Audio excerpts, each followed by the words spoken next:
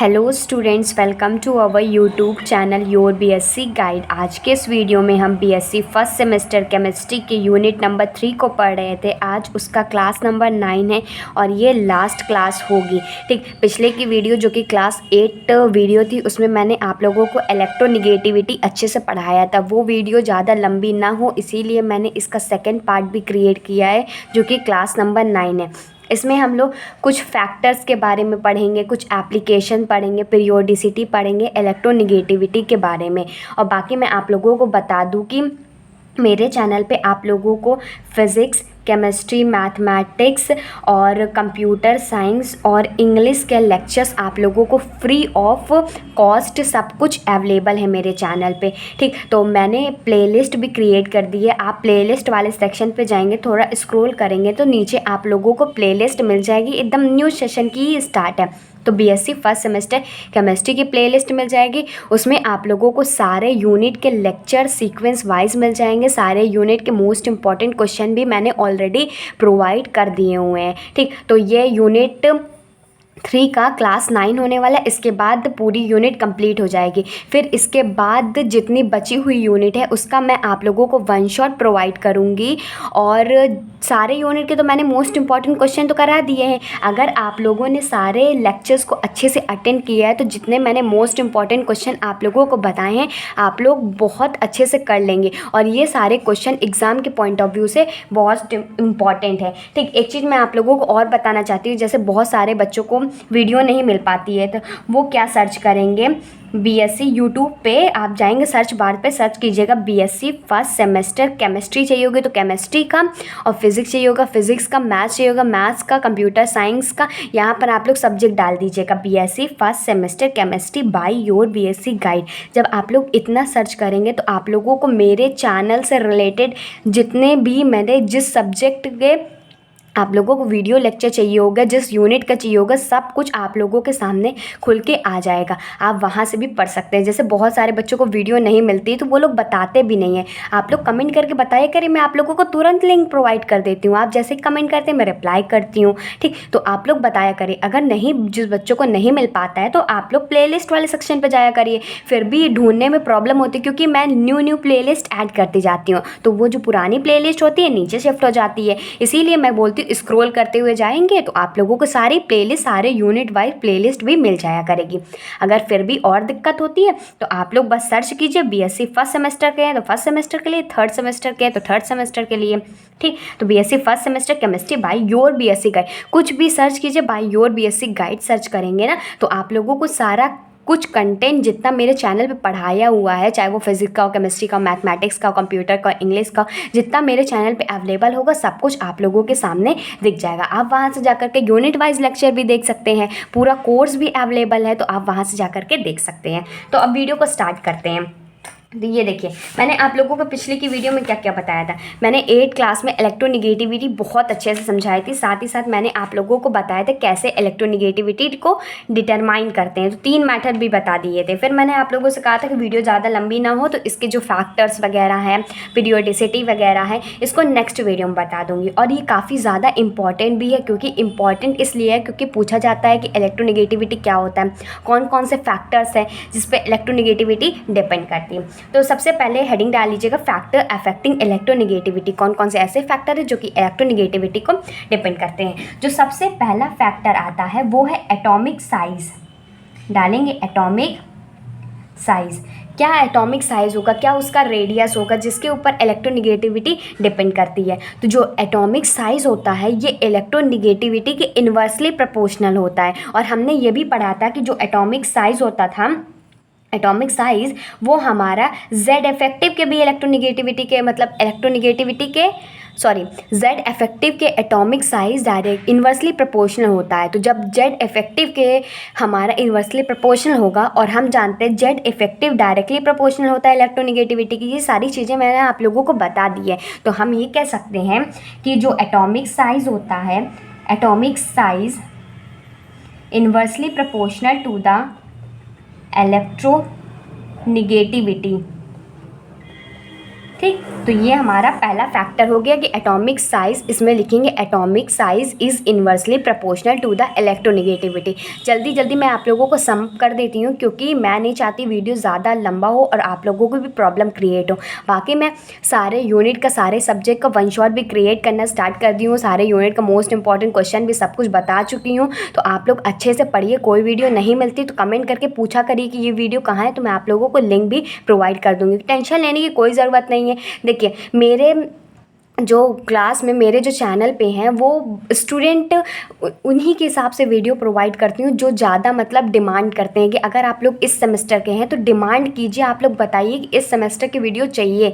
ठीक, अगर डिमांड नहीं रहेगी तो मैं आप लोगों को वीडियो जो अच्छा मुझसे पढ़ने वाले नहीं होंगे तो मैं कैसे प्रोवाइड कर पाऊँगी ना। तो आप लोग भी ज़्यादा से ज़्यादा शेयर कीजिए, पढ़ने वाले बच्चे होंगे तभी मैं आप लोगों को बेस्ट कंटेंट, रियल कंटेंट ही प्रोवाइड करती हूँ जो आप लोगों के एग्ज़ाम में आने की पॉसिबिलिटी है। ठीक, तो ये हो गया एटॉमिक्स में लिख लीजिएगा atomic size in inversely proportional to the electronegativity. फिर जो दूसरा फैक्टर है वो है इफेक्टिव न्यूक्लियर चार्ज, जो मैंने आप लोगों को अभी बताया जेड इफेक्टिव के बारे में। इफेक्टिव न्यूक्लियर चार्ज, जिसे हम जेड इफेक्टिव से डिनोट करते हैं। ठीक, और अभी मैंने आप लोगों को बताया कि अगर एटॉमिक साइज़ इन्वर्सली प्रोपोर्शनल होती है जेड इफेक्टिव के तो हम ये कह सकते हैं कि ये भी हमारा एटॉमिक साइज इलेक्ट्रोनेगेटिविटी की भी डायरेक्टली प्रोपोर्शनल होती है। जब डायरेक्टली प्रोपोर्शनल वाला है तो हम ये कह सकते हैं कि जो हमारा इफेक्टिव न्यूक्लियर चार्ज है वो इन्वर्सली प्रोपोर्शनल होती है ये, तो जेड इफेक्टिव जो होगा वो डायरेक्टली प्रोपोर्शनल हो जाएगा इलेक्ट्रोनेगेटिविटी के। इलेक्ट्रोनेगेटिविटी थोड़ा जल्दी जल्दी हम ना कुछ मुंह से निकल भी जाता है गलत, तो आप लोग अच्छे से समझिए क्योंकि मैं आप लोगों को अच्छे से ही पढ़ाती हूँ। ठीक, तो थोड़ा हो सकता है। ठीक, तो मैंने आप लोगों को बताया कि एटॉमिक साइज़ इन्वर्सली प्रोपोर्शनल होता है इलेक्ट्रोनेगेटिविटी के, और एटॉमिक साइज़ जेड इफेक्टिव के भी इन्वर्सली प्रोपोर्शनल होता है। ये मैंने आप लोगों को पहले बता चुका हुआ है। तो जब इन्वर्सली प्रोपोर्शन ये दोनों के होता है तो हम ये कह सकते हैं कि जो जेड इफेक्टिव होगा वो इलेक्ट्रोनेगेटिविटी के डायरेक्टली प्रोपोर्शनल होगा। ठीक, दो फैक्टर हो गया कि एटॉमिक साइज़ पे कैसे इलेक्ट्रोनेगेटिविटी डिपेंड करती है, दूसरा फैक्टर हो गया इफेक्टिव न्यूक्लियर चार्ज पे कैसे इलेक्ट्रोनेगेटिविटी डिपेंड करती है। तीसरा आता है ऑक्सीडेशन स्टेट। ऑक्सीडेशन स्टेट कितना उसका ऑक्सीडेशन स्टेट है, ऑक्सीडेशन नंबर वगैरह आप लोगों ने क्लास 12 में अच्छे से पढ़ा होगा ना, तो वही चीज़ कह रहा है कि जो ऑक्सीडेशन स्टेट है कैसे इलेक्ट्रोनेगेटिविटी पे डिपेंड करती है। तो इसमें लिखेंगे ऑक्सीडेशन स्टेट और इसमें लिख लीजिएगा effective nuclear charge is directly proportional to the electronegativity. फिर इसके बाद ये लिख लीजिएगा। ठीक, फिर इसमें लिखिएगा कि जो ऑक्सीडेशन स्टेट होता है वो is directly proportional to the electronegativity. Oxidation state directly proportional to the electronegativity. ठीक, अब इसमें किसकी वजह से होता है, अगर हायर पॉजिटिव चार्ज होगा तभी ये पॉसिबल होगा। अगर मतलब ऑक्सीडेशन स्टेट जिस पे पॉजिटिव चार्ज होता है तो यही चीज़ें होती हैं कि अगर हमारे पास ज़्यादा पॉजिटिव चार्ज होगा तो हमारा जो ऑक्सीडेशन स्टेट होगा वो इलेक्ट्रोनेगेटिविटी के डायरेक्टली प्रोपोर्शनल हो जाएगा। फिर उसके बाद चौथी फैक्टर आता है नंबर ऑफ इनर शेल, कितने इनर शेल है, नंबर ऑफ इनर शेल। अब इनर शेल कितने हैं उस हिसाब से भी डिपेंड करता है, क्योंकि जो शेल होते हैं वो डायरेक्टली प्रोपोर्शनल होता है साइज़ के। जितने नंबर ऑफ सेल होंगे उतना बड़ा साइज़ होगा, तो हम ये कह सकते हैं जितने ज़्यादा सेल होंगे साइज़ उतना ज़्यादा बड़ा हो जाएगा। तो हम ये कह सकते हैं जो अगर शेल की बात करें तो इलेक्ट्रोनेगेटिविटी हमारा इन्वर्सली प्रोपोर्शनल होती है। अगर हमारा शेल बढ़ेगा तो इलेक्ट्रोनेगेटिविटी कम हो जाएगी, इलेक्ट्रोनेगेटिविटी कम होगी तो शेल हमारा बढ़ेगा, क्योंकि मैंने आप लोगों को बताया हुआ है कि इलेक्ट्रोनेगेटिविटी क्या होती है। इलेक्ट्रॉन को न्यूक्लियस से कितना खींच पाता है वही को इलेक्ट्रोनेगेटिविटी कहते हैं, अपनी तरफ कितना चार्ज क्रिएट कर पाता है। ठीक, तो मैंने आप लोगों को 4 फैक्टर्स बता दिए। मैं आशा करती हूँ आप लोगों को ये अच्छे से समझ में आ रहा होगा। सबसे पहले एटॉमिक साइज़ जो कि इन्वर्सली प्रोपोर्शनल होता है इलेक्ट्रोनेगेटिविटी का, दूसरा इफेक्टिव न्यूक्लियर चार्ज जो कि डायरेक्टली प्रोपोर्शनल होता है इलेक्ट्रोनेगेटिविटी का, तीसरा ऑक्सीडेशन स्टेट जो कि डायरेक्टली प्रोपोर्शनल होता है, और चौथा नंबर ऑफ इनर शेल जो कि इन्वर्सली प्रोपोर्शनल होता है इलेक्ट्रोनेगेटिविटी का। कुछ दो फैक्टर्स और हैं जो कि इलेक्ट्रोनेगेटिविटी के ऊपर डिपेंड करते हैं, तो लिखिएगा 4 बता दिए, 5वां डालिएगा। 5वां है charge on the atom. Charge भी डिपेंड करता है कि कैसा इलेक्ट्रोनिगेटिविटी पे फैक्टर है कि डिपेंड करेगा। Charge on the atom, atom पे कितना चार्ज होगा जिसकी वजह से इलेक्ट्रोनिगेटिविटी डिपेंड करती है। अगर देखिए कैटायन क्या होता है, कैटायन पॉजिटिव चार्ज होता है, जो पॉजिटिव चार्ज होता है उसकी इलेक्ट्रोनिगेटिविटी हाई होती है। और एनायन क्या होता है, एनायन नेगेटिव चार्ज होता है, और जो नेगेटिव चार्ज होता है उसकी इलेक्ट्रोनिगेटिविटी कम होती है। तो इसमें लिखेंगे cation has positive charge which means that they have high electronegativity.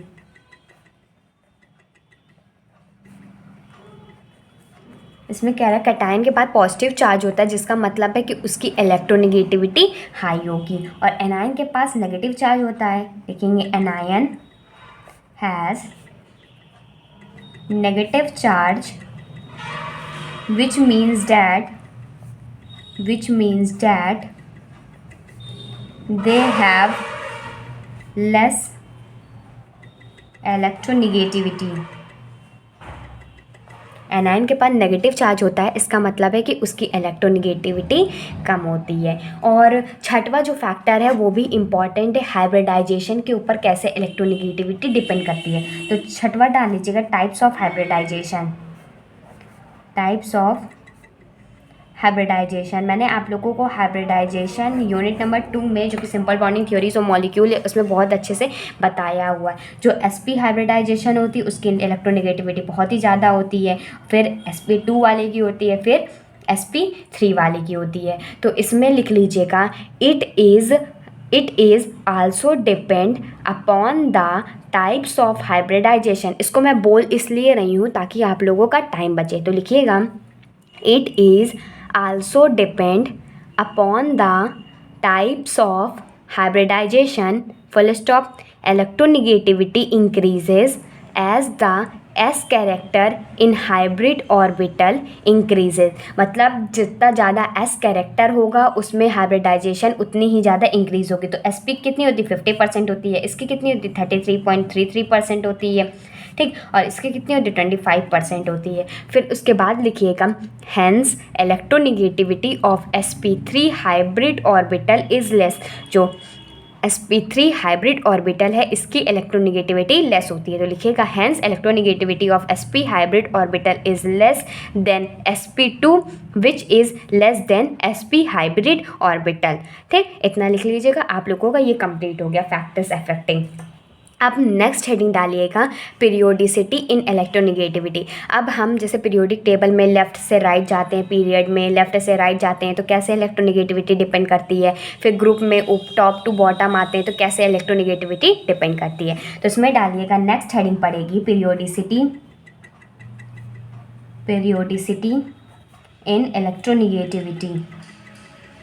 In electronegativity. Periodicity in electronegativity.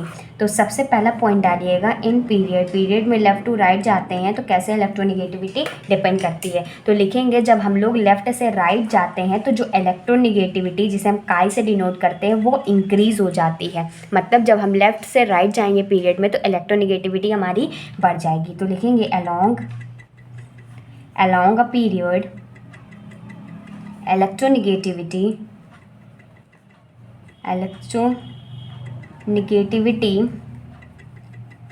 increases from left to right as the size of the atom decreases।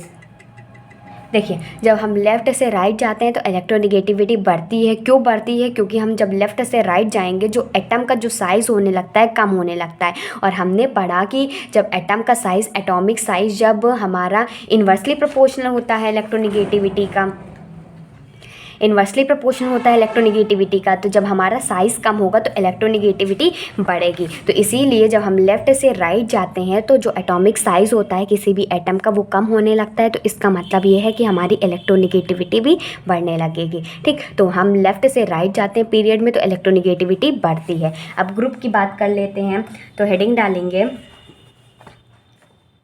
चाहे तो मैं आप लोगों को इसका एग्जाम्पल भी करा देती हूँ कुछ एलिमेंट्स का। तो इधर डाल लीजिएगा एलिमेंट्स, देख लेते हैं कैसे कम होती रहती है। और इधर इलेक्ट्रोनेगेटिविटी मान लेते हैं ये lithium, beryllium, boron, carbon, nitrogen, oxygen, fluorine. हम लेफ़्ट से राइट जा रहे हैं तो जो इसकी इलेक्ट्रोनेगेटिविटी होती है लिथियम की वो 1 होती है, इसकी 1.5 होती है, 2 होती है, इसकी 2.5 होती है, नाइट्रोजन की 3 होती है, इसकी 3.5 होती है और फ्लोरीन की 4 होती है। हमने देखा लेफ़्ट से राइट जाने में इलेक्ट्रोनेगेटिविटी क्या हो रही है, बढ़ रही है। अब नेक्स्ट डालिएगा इन ग्रुप, इन ग्रुप। अब ग्रुप की बात कर लेते हैं, ग्रुप पे कैसे डिपेंड करती है, तो लिखेंगे in group, in group electronegativity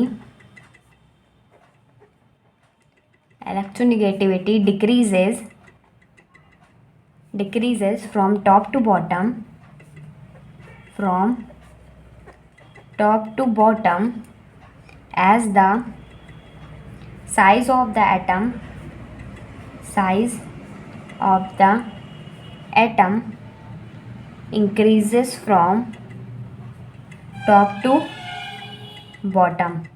इसमें कह रहा है इन अ ग्रुप में जो इलेक्ट्रोनेगेटिविटी होती है कम होती है जब हम टॉप टू बॉटम आते हैं। देखिए टॉप से लेकर के बॉटम आ रहा है तो इलेक्ट्रोनेगेटिविटी क्या हो गई, डिक्रीजेज हो गई। ठीक, क्यों डिक्रीज हो जाती है, क्योंकि जो साइज़ ऑफ द एटम होता है ऊपर से नीचे आने में साइज़ बढ़ता चला जाता है। ठीक, तो एग्जाम्पल की बात कर लेते हैं, इधर एलिमेंट्स लिख लेते हैं और इधर इलेक्ट्रोनेगेटिविटी रख देते हैं। फिर जब हम आएंगे तो लिथियम, फिर सोडियम, क्या आएगा, लिथियम आएगा। फिर इधर ऐसे लिख लेते हैं, इधर एलिमेंट्स कर लेते हैं, इधर इलेक्ट्रोनेगेटिविटी कर देते हैं। ऊपर से नीचे आ रहे हैं तो लिथियम हो गया, फिर सोडियम हो गया, पोटेशियम हो गया, रुबेडियम हो गया, सीजियम हो गया, फ्रेडियम हो गया। ठीक, ये हो गया। तो इसकी इलेक्ट्रोनेगेटिविटी क्या होती है, 1 होती है, इसकी 0.9 होती है, 0.8 होती है, 0.8, 0.7, 0.7। तो ये इलेक्ट्रोनेगेटिविटी का चार्ट हो गया। जब हम टॉप टू बॉटम आते हैं हमने देखा कि टॉप से बॉटम आने में इलेक्ट्रोनेगेटिविटी क्या हो रही है, कम हो रही है। ठीक, होप आप लोगों को पीरियोडिसिटी भी अच्छे से समझ में आ गया। अगर आपको किसी तरह का डाउट होता है क्लास से रिलेटेड, चैप्टर से रिलेटेड या वीडियोस से भी रिलेटेड कोई डाउट होता है तो आप कमेंट करके पूछा भी कीजिए, मैं आप लोगों के सारे कमेंट्स का रिप्लाई भी करती हूँ। ठीक, तो मैंने अभी तक आप लोगों को क्या क्या पढ़ा दिया, फैक्टर्स पढ़ा दिए, कौन कौन से फैक्टर पे इलेक्ट्रोनेगेटिविटी डिपेंड करती है। फिर दूसरा टॉपिक मैंने आप लोगों को पढ़ाया कैसे पीरियोडिसिटी पे इलेक्ट्रोनेगेटिविटी डिपेंड करती है। अब जो इसमें लास्ट टॉपिक आता है वो है एप्लीकेशंस ऑफ इलेक्ट्रोनेगेटिविटी, जो कि एग्ज़ाम में कई बार पूछा गया है कि एप्लीकेशंस बताइए इलेक्ट्रोनेगेटिविटी का। तो मैं आप लोगों को 2 से 3 या 4-5 भी एप्लीकेशन करा दूंगी, तब आप लोगों का मतलब 5 एप्लीकेशन तो कंपलसरी है कि आप लोगों को 5 एप्लीकेशन एग्जाम में लिखना है अगर आपके लॉन्ग या शॉर्ट में आते हैं। ठीक, तो नेक्स्ट हेडिंग डालिएगा application of electronegativity, applications of electronegativity. तो सबसे जो पहला आता है वो नेचर ऑफ बॉन्ड के ऊपर आता है। नेचर ऑफ बॉन्ड मतलब कैसा बॉन्ड होगा, पोलर बॉन्ड होगा, कोवैलेंट बॉन्ड होगा, कि मतलब 2 तरह के बॉन्ड होते हैं, आयनिक बॉन्ड होता है और कोवैलेंट बॉन्ड होता है। तो इसमें बताएगा कैसा क्या नेचर होगा। अगर हम बात करें कि जब हमारी इलेक्ट्रोनेगेटिविटी किसी एक एटम की दूसरे एटम की मतलब 2 एटम है, एक ए एटम है एक बी एटम है और दोनों की इलेक्ट्रोनेगेटिविटी इक्वल हो जाती है, तो हम ये कहेंगे कि ये नॉन पोलर केसेस में है, नॉन पोलर कोवैलेंट बॉन्ड का ये फॉर्मेशन करेगा। अगर हम बात करें कि जो इलेक्ट्रोनेगेटिविटी ए है माइनस इलेक्ट्रोनेगेटिविटी बी जब हमारी 1.7 आ जाती है, मतलब इन दोनों का डिफरेंस 1.7 आ जाता है, तो हम ये कह सकते हैं कि हमारा 50% आयनिक बॉन्ड बनेगा और 50% हमारा कोवैलेंट बॉन्ड बनेगा। इतना आप लोगों को समझ में आ रहा है ना कैसा हमारा नेचर होगा बॉन्ड का। तो अगर हमारी दोनों एटम की इलेक्ट्रोनेगेटिविटी इक्वल आ जाती है तो नॉन पोलर कोवैलेंट बॉन्ड बनेगा। अगर दोनों एटम की इलेक्ट्रोनेगेटिविटी का डिफरेंस 1.7 आता है तो इसका मतलब है 50% आयनिक बनेगा, 50% कोवैलेंट बॉन्ड बनेगा। इसमें 2 केसेस और हैं कि अगर जो इलेक्ट्रोनेगेटिविटी का जो डिफरेंस है वो हमारा 1.7 से कम आता है, कम, ठीक, 1.7 से कम आता है तो मतलब जो इसमें आयनिक होगा वो 50% से कम होगा, मतलब आयनिक कैरेक्टर जो होगा वो कम बनेगा, और कोवैलेंट बॉन्ड कितना बनेगा, कोवैलेंट जो होगा 50% से ज़्यादा बनेगा। मतलब इतना समझिए कि इन दोनों का डिफरेंस अगर 1.7 से छोटा आता है तो आयनिक बॉन्ड हमारा 50% से कम बनेगा और कोवैलेंट बॉन्ड हमारा 50% से ज़्यादा बनेगा। मतलब इसमें ज़्यादा से ज़्यादा पॉसिबिलिटी है कि कोवैलेंट बॉन्ड अच्छे से बन जाएगा। और इसमें एक और कंडीशन आता है कि अगर इन दोनों की इलेक्ट्रोनेगेटिविटी 1.7 से, मतलब ये इलेक्ट्रोनेगेटिविटी का डिफरेंस 1.7 से ज़्यादा है, ये ज़्यादा है ये कम है, ठीक। तो इसमें क्या होगा, इसमें जब इसमें कम था तो इसमें क्या हो जाएगा, ज़्यादा हो जाएगा। मतलब आयनिक कैरेक्टर 50% से इसमें ज़्यादा बनेगा और जो कोवैलेंट बॉन्ड है, या को आयनिक कैरेक्टर मैं बोल रही हूँ ना, तो वही समझ लीजिए कि आयनिक बॉन्ड की बात कर रही हूँ, ठीक। और कोवैलेंट बॉन्ड 50% से कम बनेगा, ठीक। तो ये पहला पॉइंट हो गया नेचर ऑफ बॉन्ड के ऊपर, ठीक। आप लोगों को समझ में आ रहा है कि नहीं आ रहा है, ठीक। अब दूसरा जो हमारा इसमें एप्लीकेशन है वो परसेंटेज आयनिक कैरेक्टर के ऊपर है, जो कि मैंने आप लोगों को कई बार बताया भी हुआ है, ठीक। तो लिखेंगे परसेंटेज, यूनिट नंबर 2 में भी मैंने आप लोगों को परसेंटेज आयनिक कैरेक्टर अच्छे से बताया भी हुआ है। दूसरा फैक्टर है कि परसेंटेज आयनिक कैरेक्टर पे कैसे डिपेंड करेगा, तो इसमें लिखेंगे percentage ionic character is equal to 100, फिर ब्रैकेट में 0.16 electronegativity of A minus electronegativity of B, यहाँ पर प्लस लगाएंगे, फिर लिखेंगे 0.035, फिर ब्रैकेट में electronegativity of A minus electronegativity of B का होल स्क्वायर, फिर ब्रैकेट क्लोज कर देंगे। तो ये जो है फॉर्मूला होता है परसेंटेज आयनिक कैरेक्टर का। कुछ इस तरीके से भी इसको लिख सकते हैं, क्या लिख सकते हैं, percentage ionic character is equal to 16 electronegativity of A minus electronegativity of B plus 3.5 electronegativity of A minus electronegativity of B का होल स्क्वायर। ये हमारा क्या हो गया, परसेंटेज आयनिक कैरेक्टर का एक और फॉर्मूला हो गया, लेकिन सबसे ज़्यादा यही वाला यूज़ होता है। तो अगर हम बात करें कि क्या एप्लीकेशन है इलेक्ट्रोनिगेटिविटी का on the basis of percentage ionic character, तो हम लिखेंगे इसको नेक्स्ट पेज में बताती हूँ मैं आप लोगों को पूरा अच्छे से डिफाइन करके। देखिए एक साइड डालिएगा परसेंटेज आयनिक कैरेक्टर और दूसरा साइड डालिएगा, नीचे डालिएगा कोवैलेंट कैरेक्टर की। अगर हम HF की बात करें, हाइड्रोजन फ्लोराइड की, और HCl ले लेते हैं, HBr ले लेते हैं और HI ले लेते हैं, तो क्या कैसे परसेंटेज आयनिक कैरेक्टर डिपेंड करता है, तो इसका जो होता है आयनिक कैरेक्टर इसमें जो पाया जाता है 43% पाया जाता है और कोवैलेंट कैरेक्टर 57% पाया जाता है। HCl में ये 17% पाया जाता है और ये 83% पाया जाता है।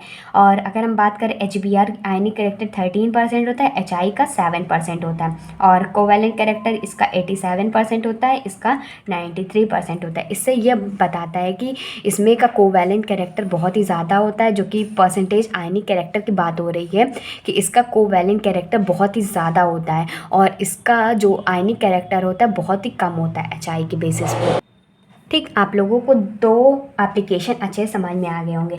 तीसरा एप्लीकेशन डालिएगा स्टेबिलिटी ऑफ बॉन्ड की कितनी स्टेबिलिटी है उस पर कैसे डिपेंड करता है, स्टेबिलिटी ऑफ बॉन्ड। इसमें लिखिएगा, पहले लिख लीजिए फिर समझाती हूँ। Greater the value of electronegativity, इसको इलेक्ट्रोनिगेटिविटी काई से मतलब डिनोट किया है, आप लोग यहाँ पर इलेक्ट्रोनिगेटिविटी लिख लीजिएगा। Greater the value of electronegativity difference, greater is the stability, greater is the stability, इसमें कह रहा है इलेक्ट्रोनिगेटिविटी का जितना ज़्यादा डिफरेंस होगा उतनी ज़्यादा इलेक्ट्रोनिगेटिविटी होगी। अगर हम स्टेबिलिटी लिख लेते हैं एक साइड में और यहाँ पर कुछ कंपाउंड ले लें, जैसे HF ले लिया, HCl ले लिया, HBr ले लिया, HI जो कि मैंने अभी ऊपर लिया था। अब इलेक्ट्रोनिगेटिविटी डिफरेंस का निकालते हैं। मान लेते हैं कोई एक काई ऑफ X ले लेते हैं और काई ऑफ H ले लेते हैं। देखिए मैंने क्या किया है, हाइड्रोजन हाइड्रोजन हाइड्रोजन हाइड्रोजन, ठीक, इसका डिफरेंस ले लिया। और X क्या है, हमारा जो ये है फ्लोरीन, क्लोरीन, ब्रोमीन, आयोडीन है, तो ये सारा हेलोजन एटम कह सकते हो कि X मैंने हेलोजन एटम लिया और H हमारा हाइड्रोजन है। इसका डिफरेंस देते हैं। जो हमारा HF का जो डिफरेंस निकल के आता है वो 1.9 होता है इलेक्ट्रोनिगेटिविटी डिफरेंस, ठीक, और इसका 0.9 होता है, 0.7 होता है, 0.4 होता है। मतलब ये बड़ा है, फिर ये बड़ा है, फिर ये बड़ा है। तो मैंने अभी क्या बताया कि जितना ज़्यादा इलेक्ट्रोनिगेटिविटी का डिफरेंस होगा उतनी ज़्यादा स्टेबिलिटी होगा। अब इसमें देखिए इलेक्ट्रोनिगेटिविटी का डिफरेंस सबसे ज़्यादा किसका है, HF का है। तो मतलब जो HF कंपाउंड है बहुत ही ज़्यादा स्टेबल है। तो लिखेंगे HF इज़ मोर स्टेबल, ठीक। तीसरा एप्लीकेशन भी हो गया कंप्लीट। अब चौथा एप्लीकेशन डालेंगे मेटालिक और non metallic character, metallic and non metallic character. अगर आप मेरी सारी वीडियोस को अच्छे से ध्यान से देखते हुए समझते हुए चलते हैं और जो मैं आप लोगों को सारी टिप्स फॉलो करने को कहती हूँ, तो अगर आप वो सारी चीज़ें फॉलो करते हैं तो आपके डेफिनेटली बहुत अच्छे मार्क्स आने वाले हैं। बस आप लोग ट्रस्ट कीजिए और पढ़ते हुए चलिए, ठीक। चौथा जो एप्लीकेशन है वो मेटालिक और नॉन मेटालिक कैरेक्टर के ऊपर है। तो इसमें लिखेंगे elements with lower value of electronegativity are metals, while of higher value are non metal. इसमें कह रहा है ऐसे एलिमेंट जिसके पास लो वैल्यू ऑफ इलेक्ट्रोनिगेटिविटी, मतलब इलेक्ट्रोनिगेटिविटी की कम वैल्यू है तो वो मेटल कहलाएगा, और जिसके पास इलेक्ट्रोनिगेटिविटी की ज़्यादा वैल्यू है तो वो नॉन मेटल कहलाएगा। जैसे कि नॉन मेटल में कार्बन हो गया, नाइट्रोजन हो गया, ऑक्सीजन हो गया, फ्लोरीन हो गया, ये क्या हो गया, ये सारे नॉन मेटल हो गया। मतलब इसकी इलेक्ट्रोनिगेटिविटी बहुत ही ज़्यादा हाई होता है। और जैसे लेड हो गया, Bi हो गया, PO हो गया, AT हो गया, तो ये सारे मेटल्स कहलाएंगे क्योंकि इसकी इलेक्ट्रोनिगेटिविटी बहुत ही कम होती है। तो 4 एप्लीकेशन मैंने करा दिया है। एक और एप्लीकेशन देख लीजिए, यहीं पर देख लेते हैं। 5वां application acid base character, acid base character. इस पर कैसे डिपेंड करता है, अगर हम क्या कह रहे हैं लेफ़्ट से राइट जाए पीरियड में, कहाँ से लेफ़्ट से राइट जाएं पीरियड में, तो जो एसिड कैरेक्टर होगा, एसी मतलब एसिड कैरेक्टर, वो हमारा बढ़ जाएगा। अगर हम राइट से लेफ़्ट जाएं तो हमारा बेसिक कैरेक्टर बढ़ जाएगा। तो इतना बस यहाँ पर समझिए कि अगर इसमें लिख लीजिएगा on moving left to right in a period acid character increases of the normal oxide increases. क्योंकि जब हम लोग पीरियड में लेफ़्ट से राइट की तरफ जाते हैं तो जो नॉर्मल ऑक्साइड होते हैं वो बढ़ते चले जाते हैं, तो उसकी वजह से जो एसिडिक कैरेक्टर होगा वो बढ़ता चला जाएगा। और लिख लीजिएगा on moving right to left in a period basic character increases, ठीक। 5 एप्लीकेशंस हो गए। 2 एप्लीकेशन और बचे हैं, उसको भी पढ़ लीजिए। कभी आपको एक एप्लीकेशन मिस हो जाए या याद ना हो आप लोगों को, तो आप लोगों को मतलब आप लोगों के पास चांसेस होने चाहिए कि आप लोगों को पॉसिबल ज़्यादा से ज़्यादा मैं आप लोगों को पढ़ा दूँ ताकि आप लोग एग्ज़ाम के टाइम भूलें नहीं, ठीक। तो 3rd एप्लीकेशन है colour of salt, colour of salt. इसकी बात करें तो जब हमारा आयनिक कैरेक्टर, इसमें लिखेंगे if ionic character of bond अगर लेस देन 20% होता है तो वो हमारा कलर शो करेगा, कलर कंपाउंड होगा। अगर हमारा 20% से ज़्यादा होता है तो वो हमारा कलरलेस हो जाएगा। ठीक। अगर बहुत ही मतलब ये ज़्यादा होता है तो ये कैसा, अगर 20% ये जो होता है, क्या कह रहा है, अगर हमारा आयनिक कैरेक्टर ऑफ बॉन्ड, एक बार फिर से समझा देती हूँ। छठवां एप्लीकेशन है वो है कलर ऑफ सॉल्ट। इसमें कह रहा है कि if ionic character of bond, अगर जो आयनिक कैरेक्टर है बॉन्ड का वो हमारा 20% से ज़्यादा होता है, मतलब 20% ज़्यादा है, वो हमारा 20% से कम है तो वो हमारा कलर कंपाउंड शो करेगा। अगर 20% से ज़्यादा है, मतलब ये जो कंपाउंड होगा 20% से, मतलब ये वाला जो कंपाउंड है 20% आयनिक कैरेक्टर जो है वो 20% से कम है तो वो कलर कंपाउंड शो करेगा। 20% से ज़्यादा है तो वो कलरलेस होगा। अगर 20% से बहुत ही ज़्यादा कम है तो ऐसे केसेस में क्या होगा, जो कलर्ड कंपाउंड है वो येलो शो करेगा और जो ऑरेंज कलर भी शो करेगा, ORANGE, येलो और ऑरेंज कलर भी शो करेगा। ऑरेंज में जैसे कि रेड हो गया, ब्लैक हो गया, तो ये सारी चीज़ें भी शो करेगा। ठीक, तो ये कंप्लीट हो गया। अब जो सातवां जो बॉन्ड आता है, इसको छोड़ना चाहे तो छोड़ भी सकते हैं, इतना ज़्यादा इंपॉर्टेंट नहीं है कलर ऑफ सॉल्ट। बाकी ये जो बॉन्ड एंगल है ये काफ़ी ज़्यादा इंपॉर्टेंट है, इसको याद रखिएगा कि बॉन्ड एंगल पे कैसे डिपेंड करता है। जो बॉन्ड एंगल होता है वो डायरेक्टली प्रोपोर्शनल होता है इलेक्ट्रोनिगेटिविटी का, तो उसमें लिख लीजिएगा bond angle is directly proportional to the electronegativity. अगर हम कोई कंपाउंड की बात कर लेते हैं, एग्जाम्पल के थ्रू समझाती हूँ। कोई कंपाउंड ले लिया, उसकी इलेक्ट्रोनिगेटिविटी लिख लिया और उसका बॉन्ड एंगल ले लिया। ठीक, कंपाउंड जैसे कि NH3 हो गया, PS3 हो गया, AsH3 हो गया, SbH3 हो गया, तो इसकी इलेक्ट्रोनिगेटिविटी 3 होती है, इसकी 2.1 होती है, इसकी 2 होती है, इसकी 1.9 होती है। तो अब इसका बॉन्ड एंगल की बात करें तो इसका जो बॉन्ड एंगल होता है 107.3 डिग्री होता है, इसका 93.5 डिग्री होता है, इसका 91.8 डिग्री होता है, इसका 91.3 डिग्री होता है।